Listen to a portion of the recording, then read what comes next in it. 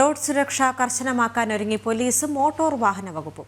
ഇരു വകുപ്പുകളും റോഡുകളിൽ സംയുക്തമായി പരിശോധന നടത്തും. അമിതവേഗം മദ്യപിച്ച് വാഹനമോടിക്കൽ, ഹെൽമറ്റ്, സീറ്റ് ബെൽറ്റ് നിയമലംഘനങ്ങൾ എന്നിവയിൽ നടപടി കർശനമാക്കും. ഹൈവേകളിൽ 24 മണിക്കൂർ സ്പീഡ് റഡാർ പരിശോധനയും നടത്തും. പ്രശാന്ത് ശങ്കരമംഗലത്ത് ചേർന്നുണ്ട്. പ്രശാന്ത്, റോഡ് സുരക്ഷാ നിയമങ്ങൾ കൂടുതൽ ശക്തമാക്കാൻ ഒരുങ്ങുകയാണെന്ന് മനസ്സിലാക്കാൻ സാധിക്കുന്നുണ്ട്. മറ്റെന്തൊക്കെ സുപ്രധാന തീരുമാനങ്ങളാണ് എടുത്തിരിക്കുന്നത്? ദേവിക, സംസ്ഥാനത്ത് വർദ്ധിച്ചു വരുന്ന റോഡപകടങ്ങളുടെ പശ്ചാത്തലത്തിലാണ്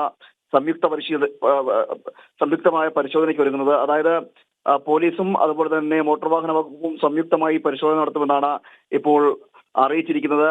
ഇതിൽ മോട്ടോർ വാഹന വകുപ്പിന്റേതും അതുപോലെ തന്നെ ഈ റോഡ് സുരക്ഷയുമായി ബന്ധപ്പെട്ടുള്ള കുറ്റകൃത്യങ്ങളടക്കം കണ്ടെത്തുക എന്നൊരു ലക്ഷ്യത്തോടു കൂടിയാണ് ഈ പരിശോധന നടത്തുന്നത്. അതായത് അമിത വേഗം, മദ്യപിച്ച് വാഹനം ഓടിക്കൽ എന്നിവയ്ക്ക് കണ്ടെത്തി കഴിഞ്ഞാൽ കർശനമായി നടപടിയെടുക്കാനുള്ള തീരുമാനം എടുക്കും. അതോടൊപ്പം തന്നെ ഹെൽമറ്റ്, സീറ്റ് ബെൽറ്റ് ഇവയൊക്കെ നിർബന്ധമാക്കിയിരിക്കുകയാണ്. അത് ഉപയോഗിക്കുന്നുണ്ടോ എന്നടക്കമുള്ള കാര്യങ്ങളിലും കർശന നടപടിയെടുക്കും. അതായത് ഇത്തരത്തിൽ ഹെൽമറ്റും സീറ്റ് ബെൽറ്റും ധരിക്കാതിരിക്കുന്ന യാത്രക്കാർക്കെതിരെ ശക്തമായ നടപടി സ്വീകരിക്കുമെന്നും അറിയിച്ചിരിക്കുന്നു. മാത്രമല്ല, ഹൈവേകളിൽ 24 മണിക്കൂർ സ്പീഡ് റഡാർ പരിശോധനയും കാര്യക്ഷമമാക്കുമെന്നത് അറിയിപ്പും കൂടി ഉണ്ട്. അതോടൊപ്പം മറ്റൊരു കാര്യം എന്ന് പറയുന്നത്, നമുക്ക് അറിയാം, ഈ റോഡ് അപകടങ്ങൾ ഉണ്ടാകുന്നതിന്റെ ഒരു കാരണം എന്ന് പറഞ്ഞാൽ ഈ റോഡ് നിർമ്മാണത്തിലെ അപാകത അല്ലെങ്കിൽ അശാസ്ത്രീയമായ റോഡുകൾ ആണെന്ന് റോഡുകളും ഇതിനൊരു കാരണമാകുന്നുണ്ട്. അതുകൊണ്ട് തന്നെ അശാസ്ത്രീയമായ റോഡ് നിർമ്മാണം അടക്കമുള്ള കാര്യങ്ങൾ അതിലൊരു പരിശോധന നടത്തുവാനും റോഡ് സുരക്ഷാ അതോറിറ്റിയും യോഗം ചേരുമെന്നും എന്തായാലും അറിയിച്ചിട്ടുണ്ട്.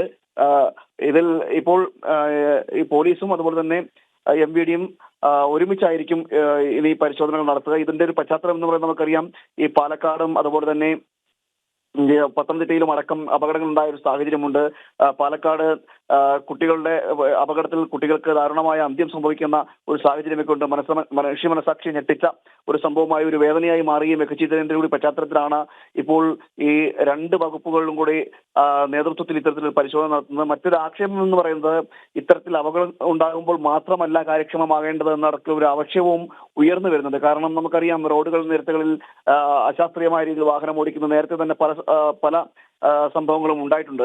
പക്ഷെ ആ സമയങ്ങളിലൊന്നും കാര്യക്ഷമമായ ഇടപെടലുകൾ ഉണ്ടാകുന്നില്ല. മാത്രമല്ല, ഈ റോഡുകളിലൂടെയെല്ലാം ഇത്തരത്തിൽ വാഹനങ്ങളുടെ അമിത വേഗത, സ്പീഡ് വേഗതയിൽ ഓടിപ്പിക്കുക, അതുപോലെ തന്നെ മത്സരങ്ങളടക്കം നടക്കുന്ന ഒരു പരാതികളൊക്കെ നേരത്തെ ഉയർന്നിട്ടുണ്ട്. ആ സമയങ്ങളിലൊന്നും കാര്യക്ഷമമായ ഇടപെടൽ ഉണ്ടായിട്ടില്ല എന്നൊരു ആക്ഷേപം നിലനിൽക്കുന്നു. അതുകൊണ്ട് തന്നെ ഇത്തരത്തിൽ അപകടങ്ങൾ ഉണ്ടാകുമ്പോൾ മാത്രമല്ല ഈ സംയുക്ത പരിശോധനകൾ ഉണ്ടാവേണ്ടത്.